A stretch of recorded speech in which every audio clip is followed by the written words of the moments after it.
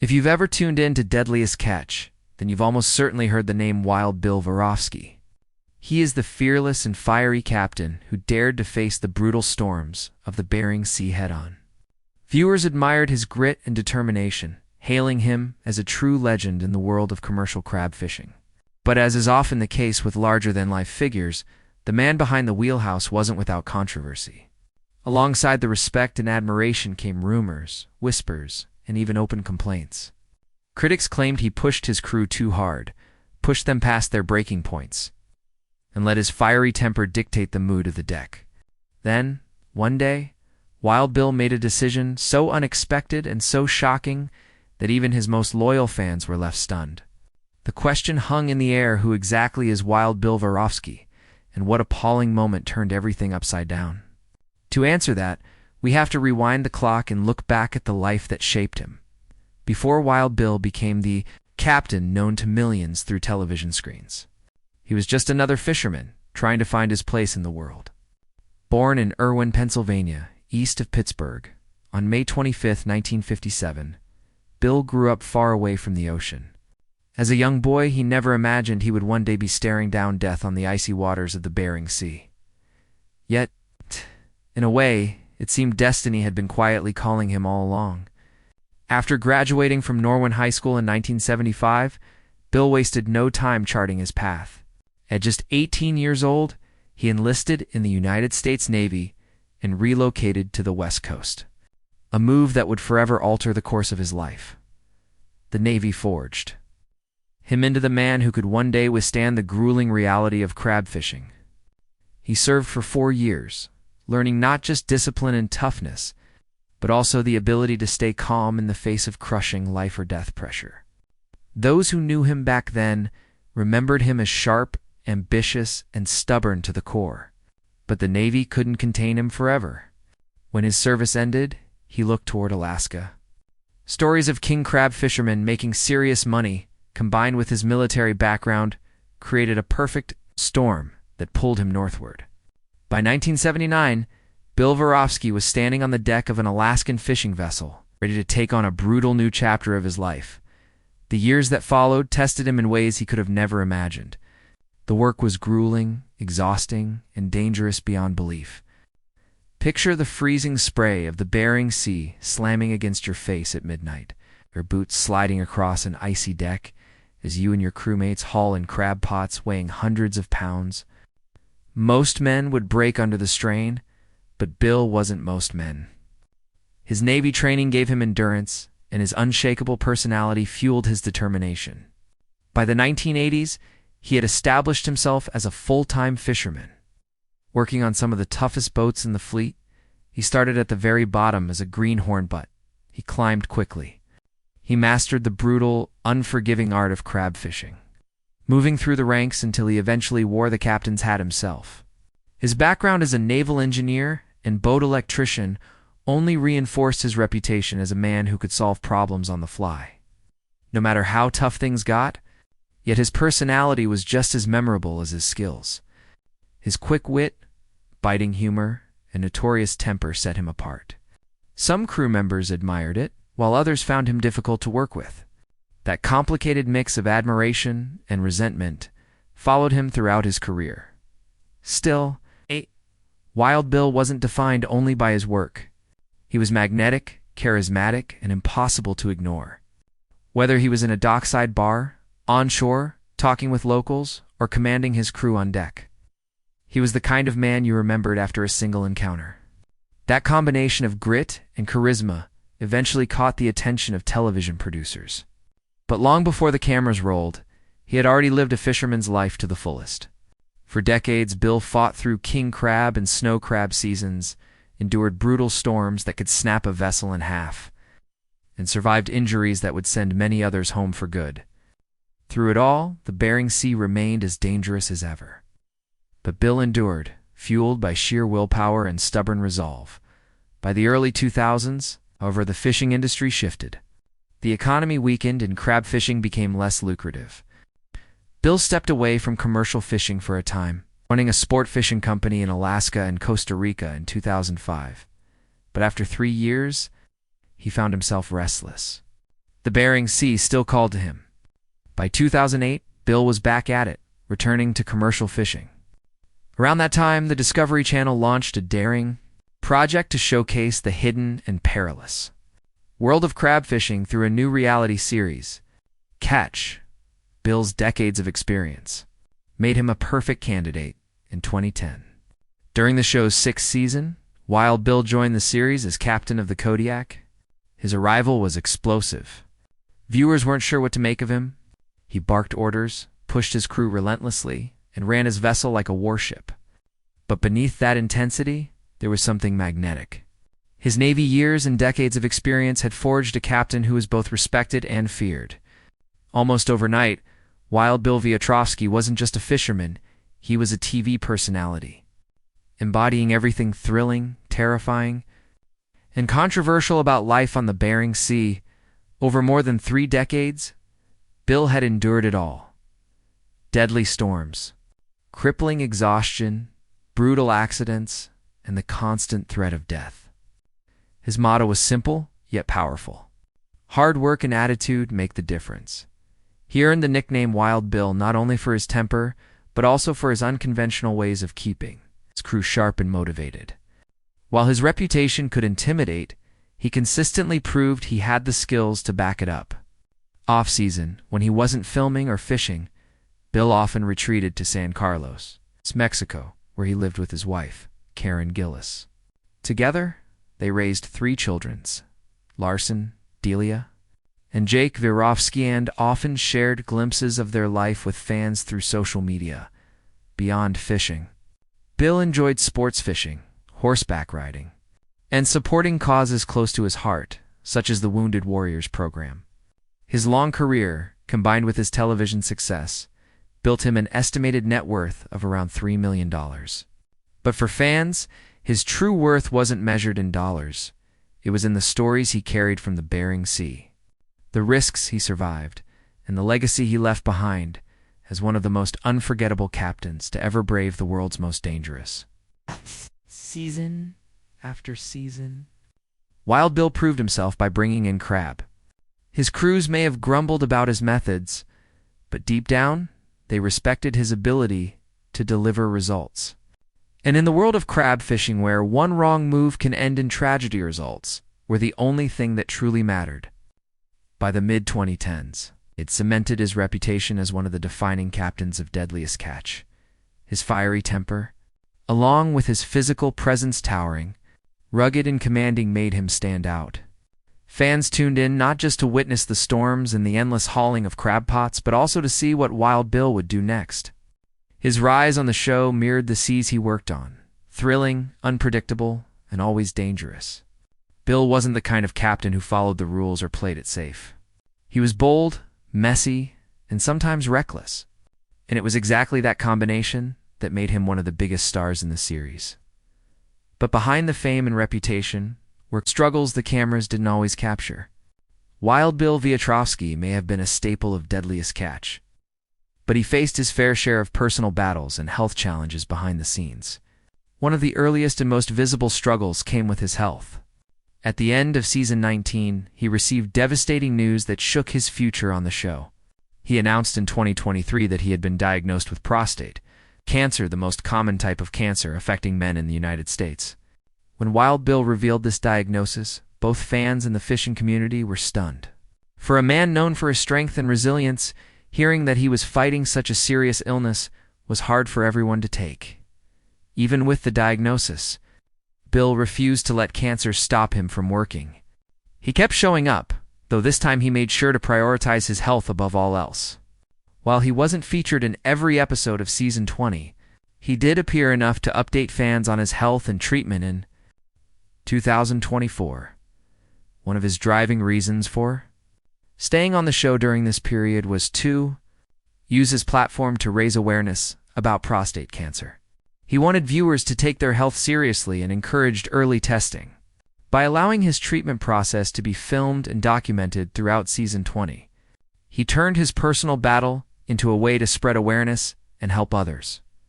At the beginning of season 21, however, a Discovery Channel representative hinted that Wild Bill would not be appearing in the new episodes.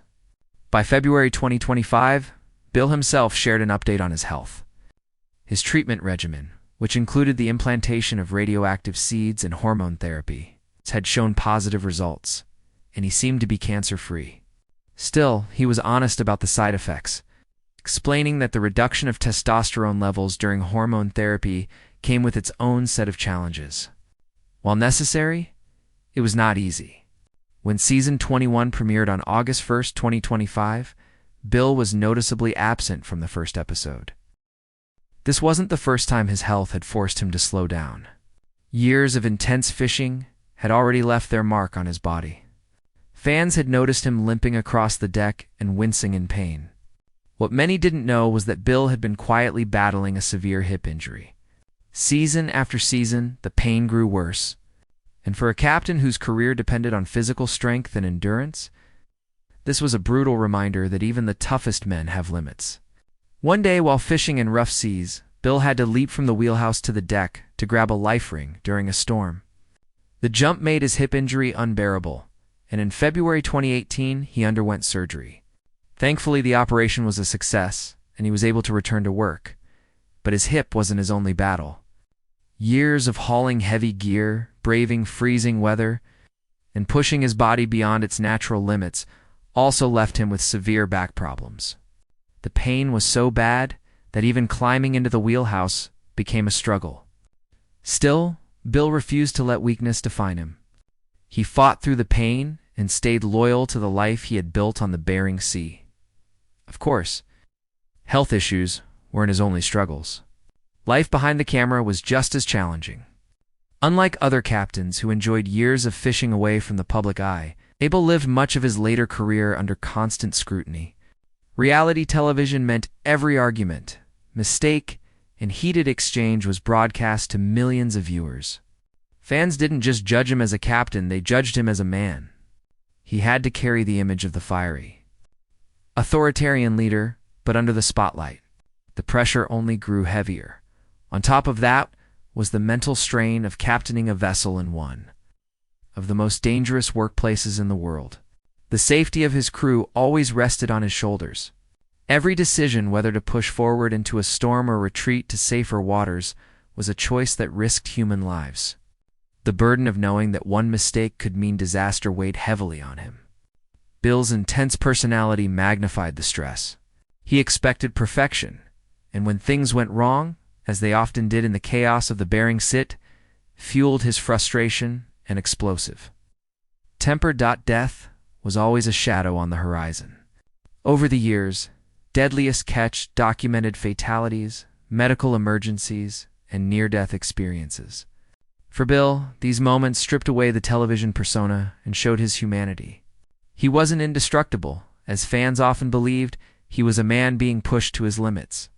And yet, despite all this, Bill always came back. Season after season, while many other captains stepped away, he returned to the Bering Sea, proving his resilience and refusal to quit. That persistence became the true spirit of Deadliest catch. Still, warnings about his leadership style and fiery behavior continued. Some called him too harsh, even a bully, which earned him the nickname Wild Bill. But the reality was that television thrived on his temper, his confrontations, and his no-nonsense approach. The drama made for good entertainment, and as long as the ratings were strong, no one paid much attention to the consequences. Behind the scenes, however, critics and fans alike began to wonder if the same drive that made him a star would eventually destroy him. From the moment Bill stepped onto the show, red flags were raised. Crew members, fellow captains, and fans all noticed something raw and unsettling about his leadership. He ran his wheelhouse like a battlefield. Orders were barked, mistakes punished, and hesitation never tolerated. While that discipline kept men alive in dangerous waters, it also created friction. Crew members described the atmosphere on his boats as a pressure cooker, one where exhaustion and tempers often clashed. His clashes with deckhands often centered around safety and speed. Bill believed that every second mattered in crab fishing. A delay in hauling gear or resetting pots meant lost money. But pushing men to work at that relentless pace and freezing Storm-tossed seas meant danger was always one slip away. Fingers, limbs, and sometimes even lives were at risk. Critics warned that his methods were a recipe for disaster. Even other captains, who knew the job's dangers better than anyone, sometimes clashed with Bill. They saw his fiery temper as both an asset and a liability. With life-and-death decisions being made on razor-thin margins, his way of pushing boundaries worried them. Fans too noticed his sharp tongue and questioned whether his approach went too far. Still, television producers leaned into his explosive personality, knowing it created captivating drama, but the reality was far more serious than the entertainment value. Working under constant pressure without room for error or compassion took a devastating toll. The warnings about Bill weren't only about his leadership style, they also reflected concern for his health. Years at sea had battered his body. Fans who noticed his limp worried whether he could withstand the punishing conditions. Many believed his work and stress levels were unsustainable. Yet, despite the warnings, people kept watching. His exchanges with crew and captains made for gripping TV. His ability to fight through pain made him appear unstoppable. And his high-stakes decisions created drama that reality television thrived on. The truth, though, was clear. Wild Bill wasn't indestructible. The warnings weren't exaggerated. They were the real consequences of a man living on the edge of human endurance. As seasons passed, the tension grew. Crew members began avoiding his boat, burned out by the pressure and intensity. Fans debated whether his methods were admirable toughness or unnecessary cruelty. But audience numbers kept rising because everyone wanted to see what would happen next. It's easy to ignore warnings when the danger feels distant, happening on stormy seas, two men most of us will never meet. Yet those warnings mattered. They were signs of a storm building in Bill's own life. In the end, behind the toughness and the fiery bravado, Bill was fighting battles no one could fully see. The warnings we ignored weren't just about the safety of his crews, they were about him. They were reminders that no man, no matter how strong, can carry such weight forever. And soon enough, those battles would break into the open. When Wild Bill first entered Deadliest Catch, fans were captivated by his grit, his no-nonsense leadership, and his sheer presence on deck. But as the years went by, the cracks beneath the surface became harder to ignore. Each warning, whether from his crew, fellow captains, or even his own body, was like a wave hitting the side of a ship individually small. But together, building into a storm that no one could outrun forever, crew members who worked under him often admitted that the job was unlike anything they had experienced elsewhere. Bill demanded perfection, and in the treacherous waters of the Bering Sea, perfection was nearly impossible. Men spoke of the constant exhaustion, the mental strain, and the physical toll of keeping up with his relentless pace. For some, the rewards of working under a legendary captain weren't enough to outweigh the pressure. One by one, many chose to step away, seeking other boats where the atmosphere wasn't as suffocating. Fellow captains also took notice. They knew firsthand the razor-thin line between survival and disaster. For them, Bill's leadership was a paradox. His strictness saved lives, but his temper and risk-taking could also endanger them. This duality made him both respected and feared. Some admired his ability to push through pain and hardship, but others quietly questioned how sustainable his style truly was. They knew that no captain, no matter how tough, could fight both the sea and his own body indefinitely. Meanwhile, fans at home became part of the chorus of voices raising concerns. On social media and in discussions about the show, people wondered aloud about his health, his attitude, and his future. Some defended him fiercely, saying his toughness and wild personality were exactly what made the show worth watching. Others criticized his harshness, claiming he crossed the line between discipline and cruelty. The debate grew season after season, with every explosive moment on screen fueling both sides. The producers of the show, of course, saw all of this differently. For them, Wild Bill was television gold. His explosive temper, his clashes with deckhands, his fiery confrontations with storms and with life itself, these were the moments that kept audiences coming back. While others worried about his well-being or the toll on his crew, the cameras kept rolling. Reality television thrives on drama, and Bill delivered it in spades. But reality has a way of catching up.